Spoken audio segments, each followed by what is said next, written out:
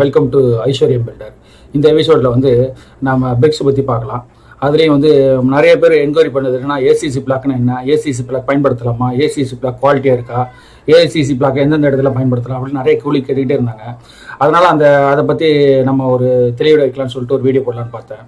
அதுக்கு முன்னாடி நம்ம வந்து பிரிக்ஸ்னால் என்ன, பிரிக்ஸ் எத்தனை வகைப்படும், பிரிக்ஸை எந்த மாதிரி குவாலிட்டியாக பிரிக்கிறாங்க அப்படிங்கிறத பற்றி தெரிஞ்சுக்கலாம். அது என்ன மாதிரி தன்மையாக இருக்கும் அப்படிங்கிறதெல்லாம் இந்த வீடியோவில் பார்க்கலாம்.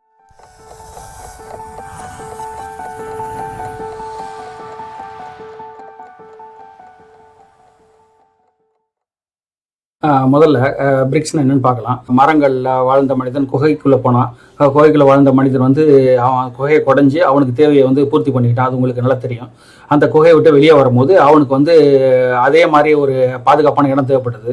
அதனால் வந்து அவன் வந்து எதர்ச்சியாகவோ அல்லது யோசனை செஞ்சோ அந்த கல்லுங்கிறத கண்டுபிடிச்சான்.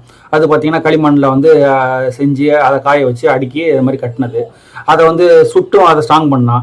எனக்கு என்ன கேட்டால் முதல் இன்ஜினியரிங் ப்ராசஸ்ங்கிறது பிரிக் பண்ணுதான்னு சொல்லுவேன். ஏன்னா வந்து முதல் அந்த காலத்தில் எந்த வசதியுமே டெக்னாலஜி இல்லாத போது முதல் ஒரு கல்லை அவனுக்கு தேவைக்கு செஞ்சு அதை வந்து சுட்டு அதை வந்து ஸ்ட்ராங் ஆகும் அப்படின்னு கண்டுபிடிச்சதே முதல் இன்ஜினியரிங் ப்ராசஸ் தான் அது.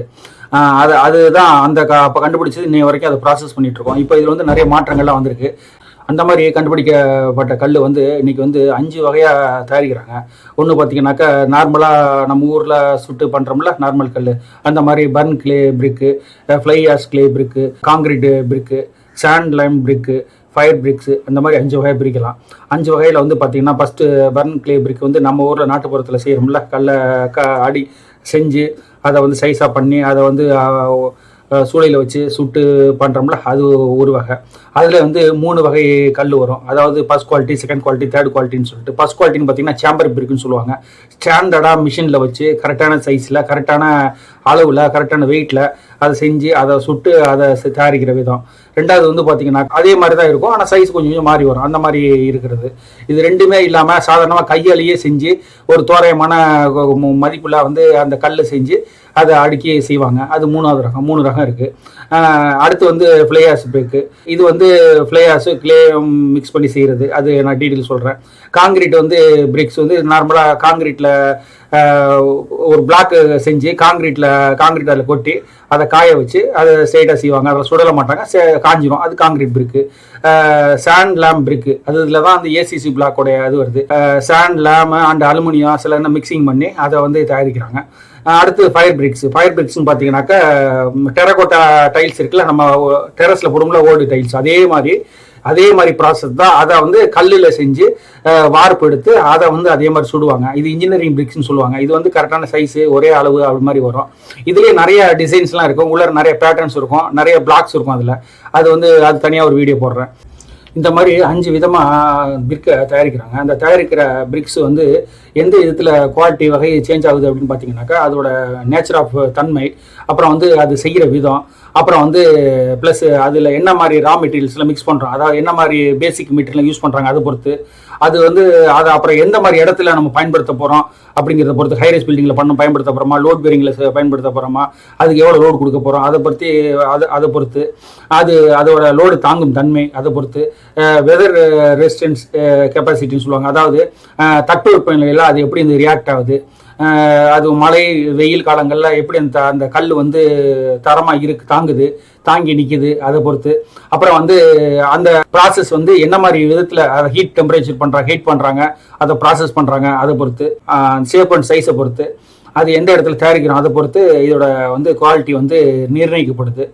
ஒரு கல்லுக்கும் ஒரு தரமான கல் எந்த விதத்தில் தயாரித்தாலும் அது ஒரு தரமான கல் அப்படிங்கிறது வந்து பார்த்தீங்கன்னாக்கா அது வந்து அந்த வெதர் ப்ரூஃப் தட்பவெப்பநிலையை எப்படி தாங்குது, அது லோடு எப்படி கடத்துது, அது எவ்வளோ ஸ்ட்ராங்காக இருக்குது அப்படிங்கிறத பொறுத்து அந்த கல்லோடைய தரம் பிரிக்கப்படுது.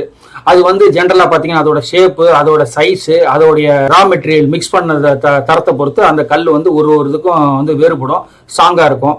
அந்த மாதிரி இதில் வந்து எது நல்ல பெஸ்ட்டு குவாலிட்டி அதை பேஸ் பண்ணி நம்ம பில்டிங் பண்ணுறது நல்லது. நெக்ஸ்ட் வீடியோவில் clay brick, fly ash brick, engineering bricks, ACC block bricks, இதை பற்றிலாம் நான் எக்ஸ்பிளைன் பண்ணுறேன். அதில் ஒன்று அது எப்படி தயாரிக்கிறாங்க, அதோட கம்பேரிசன் என்ன, அதோட ஸ்ட்ரென்த் என்ன, அப்படிங்கிறத பற்றி நம்ம பார்ப்போம். இந்த மாதிரி இந்த வீடியோ உங்களுக்கு பயனுள்ளதாக இருந்ததுன்னா, உங்களுக்கு பிடிச்சிருந்ததுன்னா உங்கள் நண்பர்களுக்கும் உங்கள் உறவினர்களுக்கும் வாட்ஸ்அப்பில் ஃபேஸ்புக்கில் ஷேர் பண்ணுங்கள். அவங்களும் பயன்பெறுவாங்க. நெக்ஸ்ட் அடுத்த வீடியோவில் சந்திப்போம். வணக்கம். ஃபேஸ்புக்கில் வந்து ஐஸ்வர்யம் பில்டர்னு அடிங்க. எங்களுடைய ஃபேஸ்புக் பேஜை நீங்கள் தொடரலாம். இதன் மூலம் வந்து எங்களுடைய டெய்லி ஆக்டிவிட்டீஸு, ப்ராஜெக்ட்ஸு எல்லாத்தையும் பற்றி பார்க்கலாம் நீங்கள். மேலும் எங்களுடைய வெப்சைட் வந்து aishwaryam.builder.info சொல்லிட்டு இருக்குது.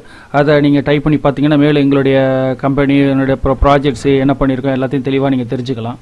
மேலும் உங்களுக்கு ஏதாவது ப்ராஜெக்ட் பண்ணணும்னு விருப்பப்பட்டீங்கன்னாக்கா நீங்கள் இந்த என்கொயரி ஃபார்மில் ஃபில்அப் பண்ணி நீங்கள் எனக்கு அனுப்புங்க. நான் பார்த்துட்டு உங்களுக்கு கால் பண்ணுறேன். என்கொயரி எதாவது பண்ணணும்னு நினச்சிங்கனாக்கா நீங்கள் வாட்ஸ்அப் பண்ணுங்கள்.